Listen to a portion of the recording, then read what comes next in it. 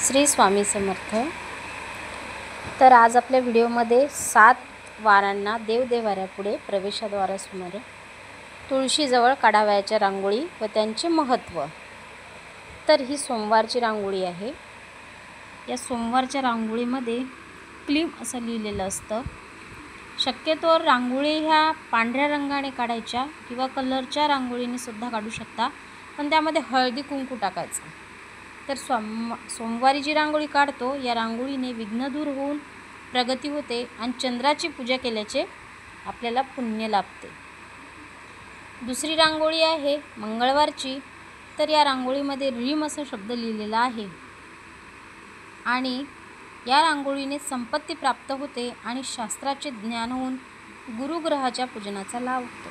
म्हणजे जर एखाद्याचं जर गुरुग्रहाचे जर पाठबळ ज्याला कमी असेल तर त्याने ही रांगोळी अवश्य देवघरासमोर काढावी आणि हळदी कुंकू टाकून पूजा करावी। 2 दाणे अक्षतासुद्धा टाकाव्या।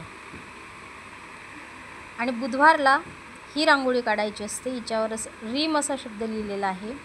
या रांगोळीने सर्व प्रकारचे शास्त्राचे ज्ञान मिळते आणि पत्नी प्रेम वाढून घरात सुख शांती लाभते। तर ही रांगोळी दर बुधवारी आपण देवघरासमोर काढायची असते। त्यानंतर ही गुरुवारी काढायची रांगोळी आहे। यामध्ये काहीही लिहिलेलं नाही आहे। या रांगोळीने संपत्ती प्राप्त होते आणि शास्त्राचे ज्ञान होऊन गुरुग्रहाच्या पूजनाचा लाभ होतो।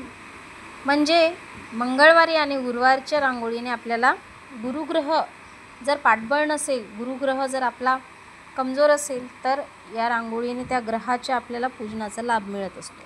तर शुक्रवारी काढायची ही रांगोळी आहे।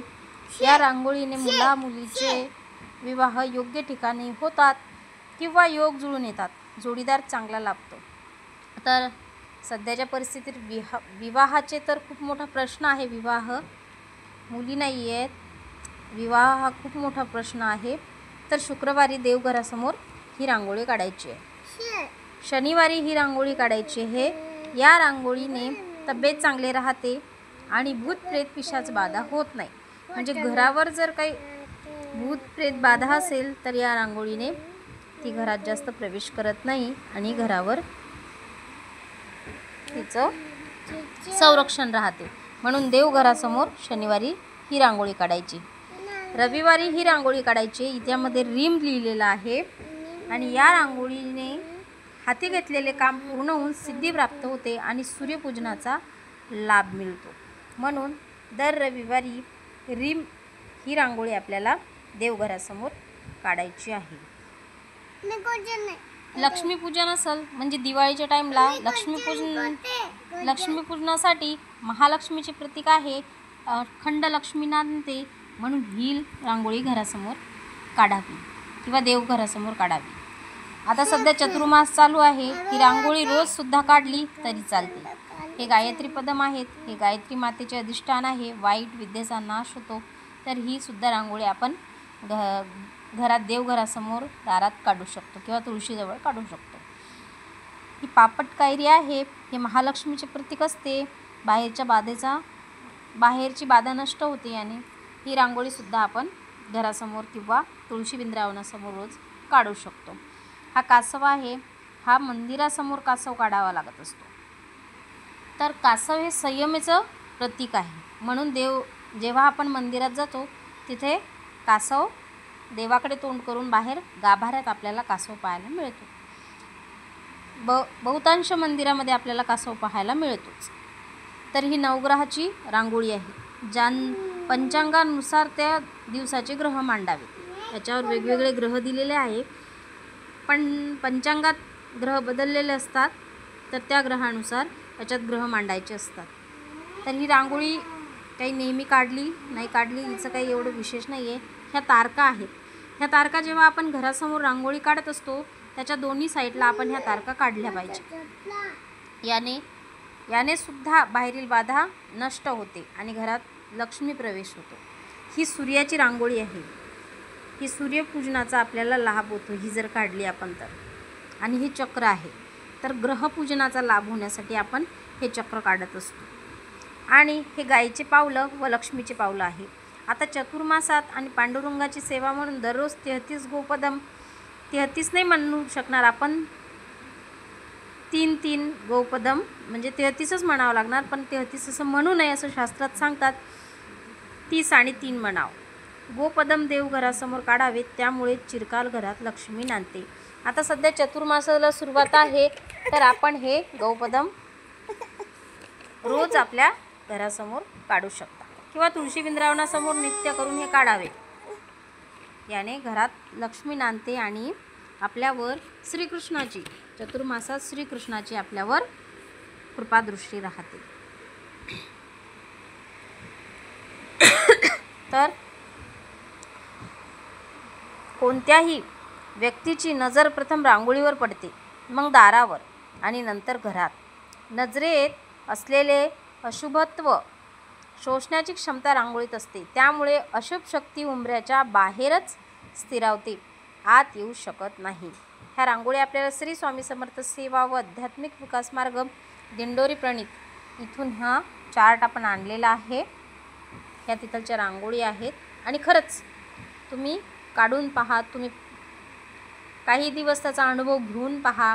प्रत्येक गोष्ट ही केल्या त्याचा अनुभव मिळत नसतो, तर आपल्याला 45 दिवस कोणतीही गोष्ट आपल्याला 45 दिवस करून पाहावी लागते. 45 दिवसाच्या नंतर त्या गोष्टीचा आपल्याला लाभ मिळण्यास सुरुवात होतो.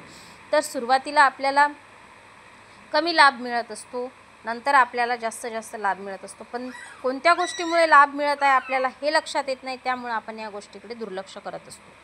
तर एकदा ह्या रांगोळी काढून पहा. रोज जर सवय लागली, या रांगोळीचे साचेसुद्धा मिळतात बरं, या रांगोळीचे साचेसुद्धा मिळतात.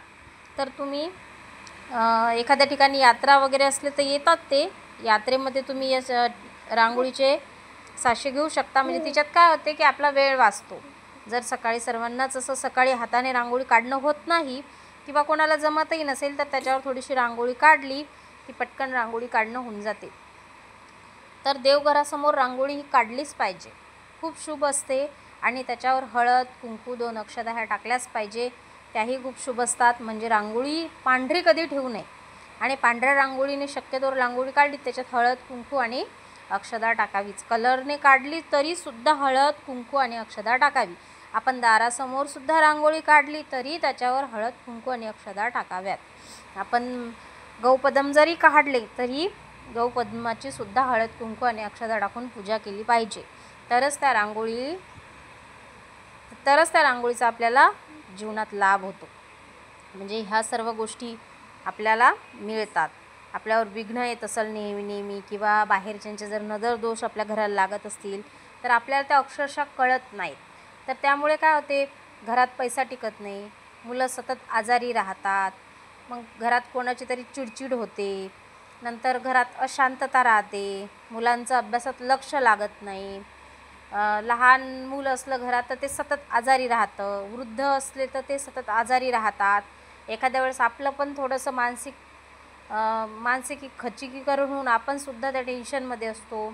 म्हणून ह्या रांगोळी आपण काढल्या पाहिजे आणि घरात सकारात्मकता राहते आणि ऊर्जा घरात निर्माण होते. त्यामुळे ह्या रांगोळी देवघरासमोर आपण रोज काढल्या पाहिजे.